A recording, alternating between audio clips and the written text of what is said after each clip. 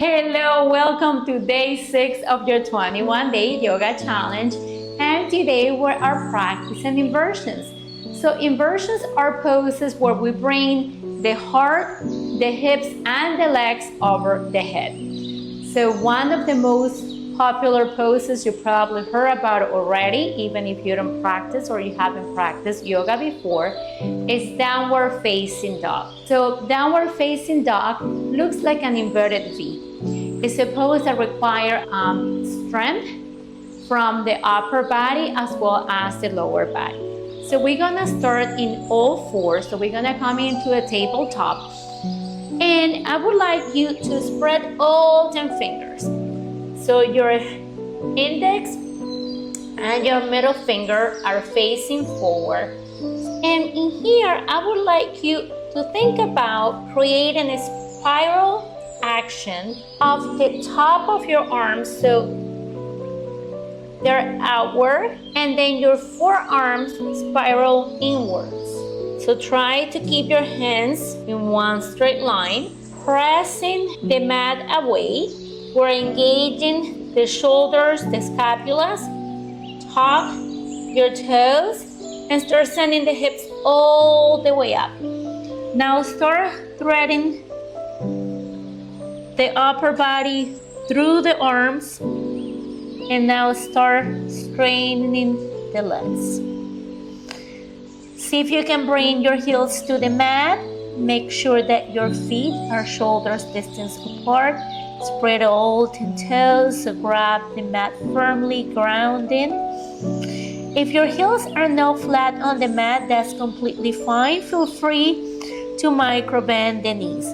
But make sure that you're sending the hips all the way up, and just make sure that you have a straight back. So keep lengthening through the spine, resting your neck and your head. And we slowly start straightening the legs if that's available. And we send the hips a little bit higher, so your hips are going back and up.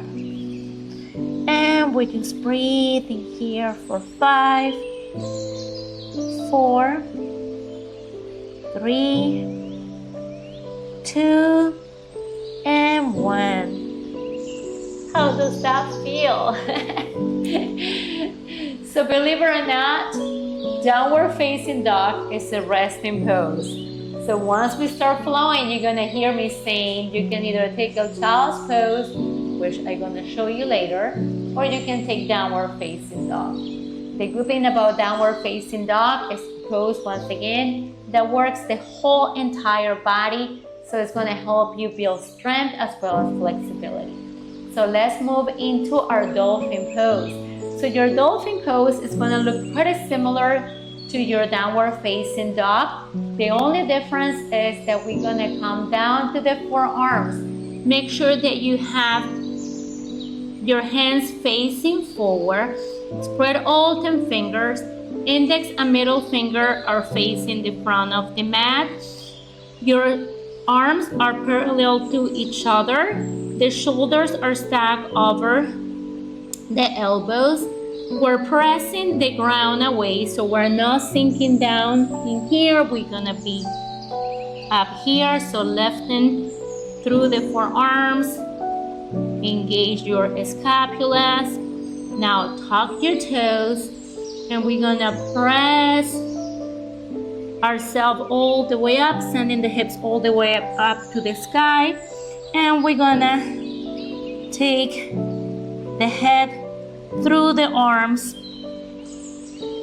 Once again, remember you have the option to micro bend the knees, taking the heels to the mat, and if that's not available, that's completely fine. But just make sure that you keep lengthening the spine, relaxing the neck and the head.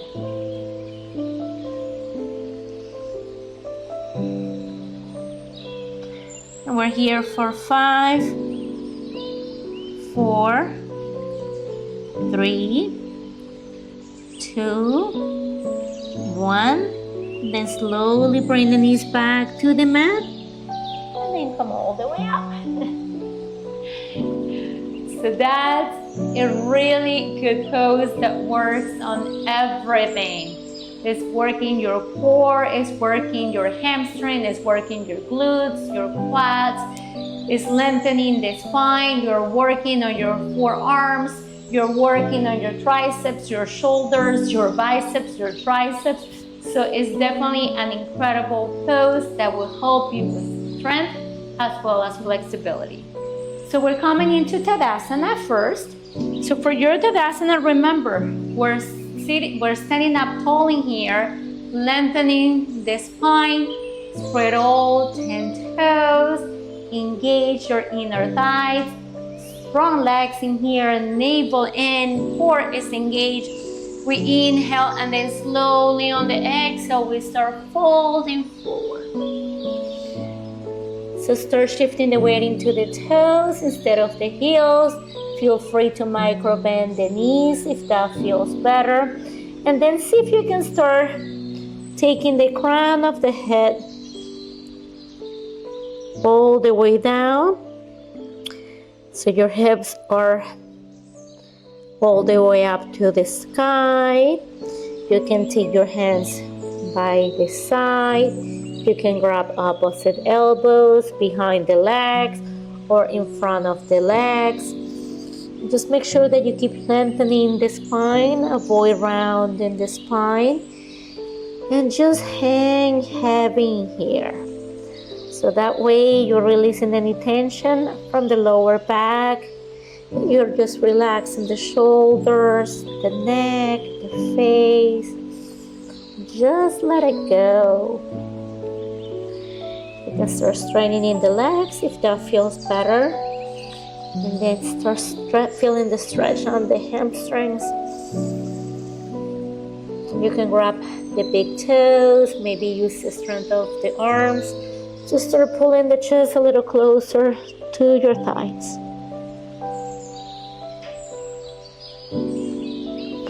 And we just breathe in here for 5, 4, 3, 2, 1.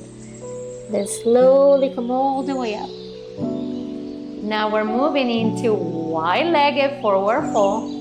So wide-legged forward fold is pretty much the same as your forward fold, but in this case we're gonna take the legs apart from each other. So normally this is a pose where we take it sideways so we can stay on the mat. And now we're gonna spread all 10 toes once again. Make sure that your toes are facing out. You engage the inner thighs, so strong legs in here. Make sure once again that your toes are facing forward. You don't want your toes to face out. Your toes are completely straight. And we're grabbing the mat from all corners of our feet. So you want to be grabbing the mat from the outer edge of your feet, from the inner part of your feet. Just keep hugging that mat together. And then in here, I would like you to take your hands to your hips, lengthen the spine, roll the shoulders back, look up, inhale, and then slowly on the exhale, start folding forward with the straight back. Once you come halfway, you can take your hands to the mat if you feel like you're gonna lose your balance. Maybe you come down a little bit more, taking the crown of the head to the mat. You can also grab the big toes. And if you grab the big toes, now use the strength of the arms to start pulling the chest a little closer to your thighs. Sending the elbows out. Just breathing in here. You also have the option to grab the legs. Just breathing in here with intention. Remember, breathing in and out through your nose. Keep engaging the inner thighs. strong legs in here. Find the balance through your breath. And then slowly we're gonna start coming all the way up, and then I would like you to take your hands to your lower back and then come all the way up. So now we're moving into shoulders in. Shoulders in. I know it sounds intimidating, but by all means it's not. It's a really beautiful pose that for the most part, we take the pose at the end of the class, at the end of the flow. It's considered a closing asana. So by all means, if it does not feel good in your body, I recommend that you either skip it or modify if you need to. Just remember to be mindful of your body, connect to your breath. Bring the knees to the chest, use your core muscles, and now swing the legs up and take your arms under your lower back. So now your hips are all the way up. Make sure that your elbows are facing back. The arms are hugging the rib cage, so the arms are by the side. From here, we start straightening the legs. Use your core, your inner thighs, hugging the legs together, pointing the toes. If this bothers your neck, feel free to place a towel under the neck. And then slowly with control, bend the knees. And then start rolling yourself back to the mat. 1 inch at a time, be mindful of your spine. Beautiful job. So now we're moving into plow pose. So plow pose can be a little bit more intense for some people. For some other people, seems to be a little easier. So you'll be your own judge. So bring the knees to the chest, and we're gonna do the same thing. We're gonna swing the legs up so the hips are over the heart. We're gonna send the legs all the way back, and hopefully, if possible, you can touch the back of the mat with your toes. Placing the hands by your lower back. So stay here.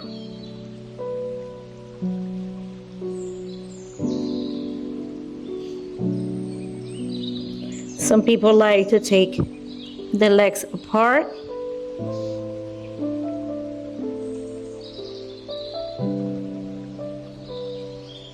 And then slowly we're gonna come all the way down. So bend the knees. And with control, start rolling yourself down. So how are you liking inversions? Are they fun? Well, remember, not only inversions are fun for most people, but they're also really good because they increase blood and lymphatic circulation. So there's so many benefits with having the heart over the head as well as the hips and the legs. So now we're moving into legs up the wall. Legs up the wall is a really relaxing pose because there's nothing, there's not much to do in here, but just relax basically. And all we gotta do is bring the knees to the chest and take the legs all the way up. That's it. So I'm gonna show you both ways. You can practice this anywhere, or you can practice it if you have a wall nearby, up the wall, just like the name says it. So we bring the legs all the way up. Make sure that your legs are straight, and if that's hard, just micro bend the knees. Just use your core muscles to keep the legs up. You can stay here. You can bring the arms up too. You can make circles with your feet, circles with your wrist, and go around in different directions. Maybe you close the eyes or keep the eyes open, whatever feels comfortable for you. You just do you. And then if you have a wall nearby, you can bring your booty to the wall, and now take the legs up. Make sure that your feet are clean. And then you can take the arms by the side, take the arms up, and just relax in here. So I really hope you enjoyed today's class. As always, remember, it is my honor helping you through this beautiful practice of yoga. Please reach out to me if you have any questions, any concerns. I'm here for you. And I'll see you tomorrow. Have a beautiful day, evening, night, wherever you are. Namaste.